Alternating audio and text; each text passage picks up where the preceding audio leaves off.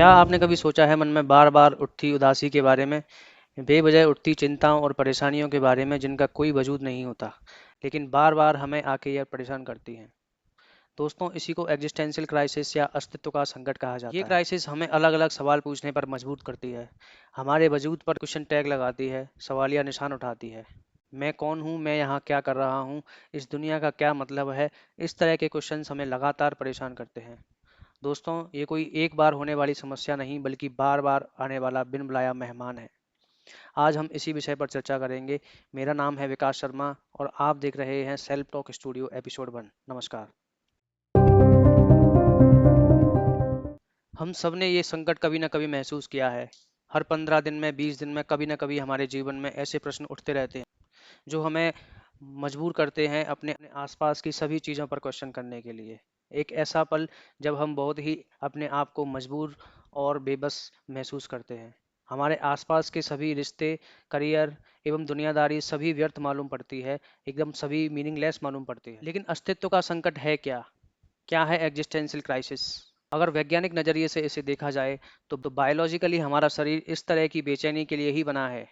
हमारा दिमाग गहरे क्वेश्चंस को सोचने के लिए, पास्ट और फ्यूचर के बारे में चिंता करने के लिए एवं इसी तरह की बेचैनी को लगातार मन में लाने के लिए बना हुआ है। प्रसिद्ध साइकोलॉजिस्ट डॉक्टर इरविन यालोम की माने तो उनके अनुसार ये सिर्फ फिलोसॉफिकल बातें नहीं बल्कि एक गहरी सोच है।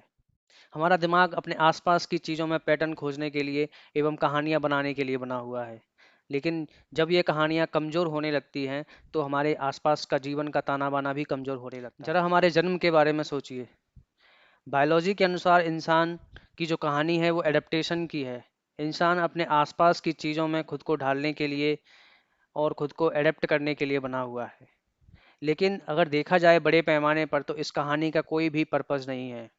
There is no bigger purpose of this story at all.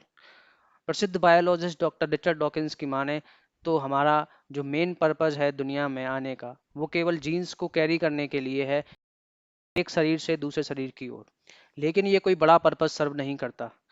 हमारा शरीर एक सर्वाइवल मशीन की तरह है जो केवल जीन्स को कैरी करने में मदद करता है। और यहीं से एंट्री होती है रिलीजन की, धर्म की एंट्री होती है हमारे जीवन में। धर्म ने हजारों साल से एग्जिस्टेंशियल क्राइसिस के लिए एक मेडिसिन के रूप में काम किया है। धर्म एक पावरफुल मेडिसिन है जिसने हमें कई सारी कहानियां दी, एक स्पष्ट पर्पस दिया, आफ्टर लाइफ का भी वादा दिया और कई सारे नियम कानून बनाए जिनसे हमारा जीवन आसान हो गया। ज़्यादातर लोगों के लिए ये आज भी कारगर है। लेकिन आज की सेकुलर और मॉडर्न दुनिया में रिलीजन इज इनसफिशिएंट।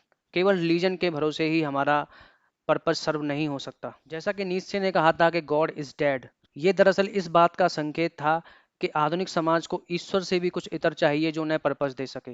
ईश्वर के अलावा भी उन्हें कुछ ऐसी चीज चाहिए जो उनके आधुनिक जीवन में, मॉडर्न सोसाइटी में पर्पस का काम कर सके। लेकिन जब कोई यूनिवर्सल पर्पस नहीं मिलता तो इंसान एब्सर्डिटी में गिर जाता है, या इसे निरर्थकता कहते हैं, उसमें गिर जाता है। नेचुरली मीनिंग और पर्पस खोजता है जो कि ब्रह्मांड में है ही नहीं। ये नॉलेज बहुत ही डिप्रेसिंग एंड पेनफुल एक्सपीरियंस है। बाहरी वातावरण जैसे जॉब लॉस, किसी अपने को खोना या ब्रेकअप होना, ईटीसी, ये इस क्राइसिस को और भी ज़्यादा मजबूत बनाती है। एक तरीके में कहा जाए तो हम पर्पस क्रिएट करते हैं और यूनिवर्स उस पर्पस को ब्रेक करता है। और ये एक सतत चलने वाली प्रक्रिया है, लगातार चलने वाली प्रक्रिया। तो जब शून्य में गूंज बहुत तेज हो जाती है तो हम क्या कर सकते हैं? आइए जानते हैं। दोस्तों, पहला कदम है इसे इग्नोर ना करें। ये फीलिंग्स हमारी गहरी सोच और यूनिक कॉन्शियसनेस का प्रतीक। यह कोई कमजोरी नहीं, खासियत है। दूसरा, अपनी जिम्मेदारी से भागे नहीं, उसे अपनाएं। अपने सबसे बड़े दुखों में भी अर्थ खोजने की कोशिश करें। हम हमेशा सिचुएशंस को कंट्रोल नहीं कर सकते, लेकिन अपने रिएक्शंस को हम हमेशा कंट्रोल कर सकते हैं। जीवन किसी बड़े यूनिवर्सल पर्पस के लिए नहीं बल्कि उस पर्पस के लिए है जिसे हम अपने लिए बनाते हैं। ये उन कामों के लिए हो सकता है जिनमें हम विश्वास करते हैं। नॉलेज की तलाश, आर्ट, रिलेशनशिप या दुनिया की सुंदरता को अनुभव करने में ये पर्पस पाया जा सकता है। समाज के लिए योगदान करना उद्देश्य की एक बड़ी कहानी को बुनने में मदद करता है जो हमसे परे तक फैले हुई है। तो existential crisis is not just a crisis. ये एक धक्का है हमारी अंतरात्मा से जो हमें बार बार सोचने के लिए, अपना मूल्यांकन करने के लिए विवश करता है। तो अगली बार जब यह खालीपन वापस आए तो उसको सुने। यह कोई खतरा नहीं है बल्कि एक मौका है बनाने, जुड़ने और चुनने का। ये एक साइन है कि इस विशाल ब्रह्मांड में भी आपकी पसंद, आपके वैल्यूज और आपका स्वयं का पर्पस मायने रखते हैं। धन्यवाद दोस्तों इस वीडियो को अंत तक देखने के लिए। यदि आपको ये वीडियो पसंद आया तो please like, subscribe and share करें और अगला वीडियो देखने के लिए हमारे चैनल को लगातार जांचते रहें।